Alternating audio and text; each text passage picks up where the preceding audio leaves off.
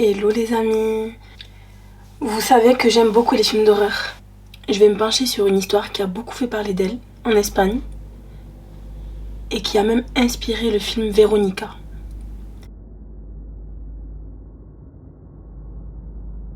Alors je sais pas si vous l'avez vu, donc c'est un film qui était sur Netflix, je sais pas s'il y a actuellement encore, mais si vous voulez aller le voir, checkez ça sur Netflix et sûrement vous trouverez.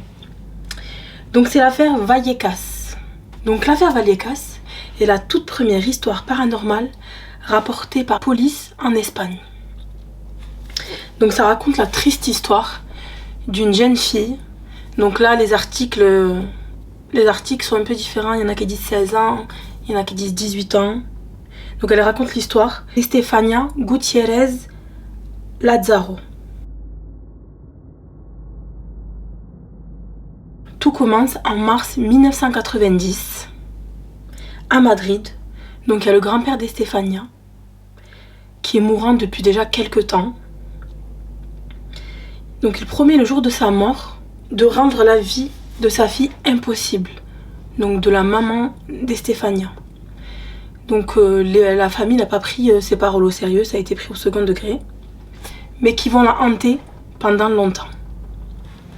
Donc la semaine suivante, malgré les menaces que son grand-père avait fait, Estefania se lance dans une séance de spiritisme avec ses copines, grâce à une table de Ouija.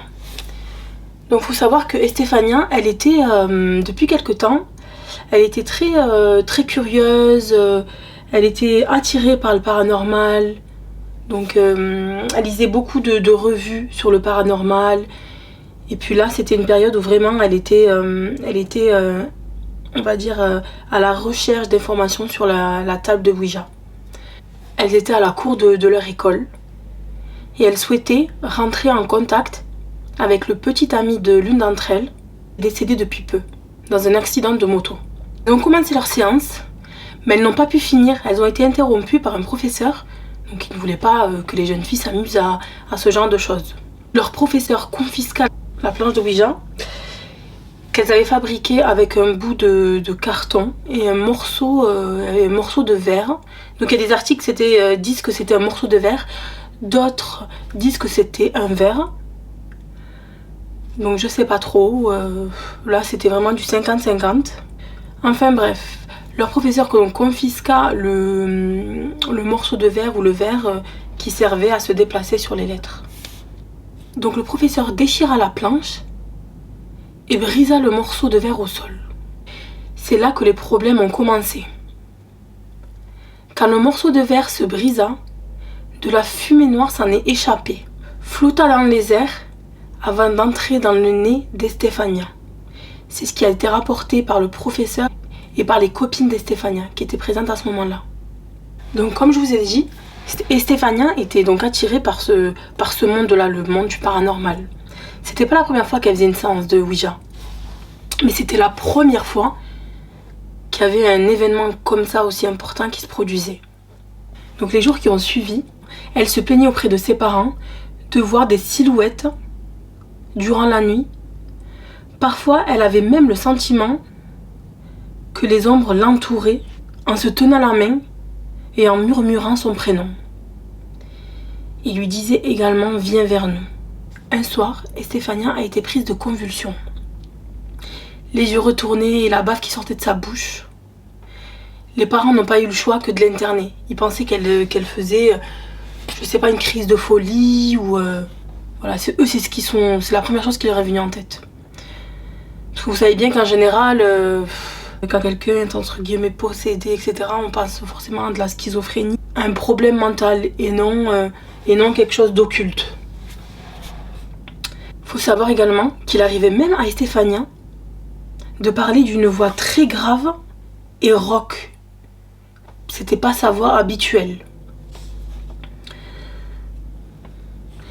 Sachez que d'hôpital en hôpital, personne n'a trouvé de solution à son mal. Puis un jour, elle entra à l'hôpital Gregorio et sombra dans le coma, avant de mourir dans des circonstances inconnues. Les médecins ont fait plusieurs autopsies du corps de la jeune femme et ils ont conclu à un arrêt cardiaque, car ils n'arrivaient pas à savoir par quelle raison elle était décédée. L'histoire aurait pu s'arrêter avec le décès d'Estefania, mais en réalité, elle ne faisait que commencer. Après sa mort, les phénomènes paranormaux ont commencé à se produire dans la maison familiale. Les parents entendaient des voix à la porte de leur chambre. Et ils ont également retrouvé la chambre de leur fille décédée sans dessus-dessous, totalement retournée, et également des bruits de coups dans les murs. Parfois, la température de la pièce où ils étaient baissait d'un coup. Les portes des chambres et armoires s'ouvraient et claquaient toutes seules. Puis un jour, des bruits de plus en plus forts se firent entendre. C'était vraiment des bruits énormes. La famille choisit de se barricader dans le salon, canapé devant la porte, et l'ont bloqué grâce à un lourd objet en marbre. Un vent envahit le couloir, et malgré le fait que y avait le canapé devant la porte pour la bloquer, mais tout a balancé en fait. Le vent était tellement fort qu'il a tout ouvert, il a ouvert la porte. Tous les objets du salon se mirent à voltiger. Un objet attira l'attention de la famille et c'était une photo d'Estefania. Donc c'était un cliché de la jeune fille qui souriait quelques mois avant sa mort.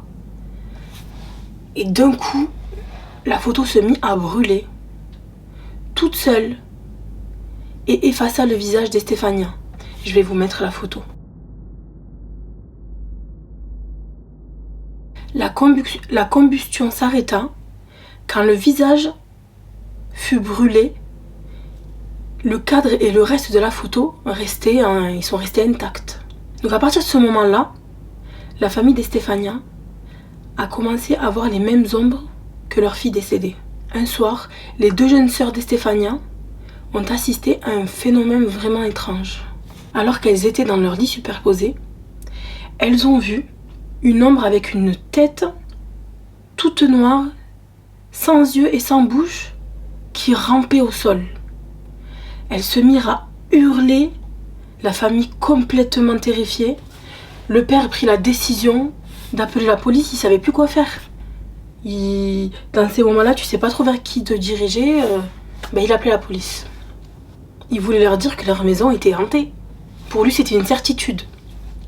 Donc dans la nuit du 27 novembre 92, Monsieur Gutiérrez décide de téléphoner à la police et déclare donc que sa maison est hantée.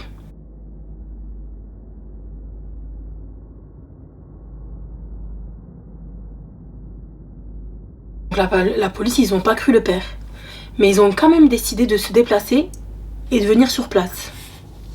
La chose qui a fait que la police a décidé de se déplacer, c'est qu'ils entendaient derrière, au téléphone, la mère et les enfants hurler de peur, crier, hurler de peur.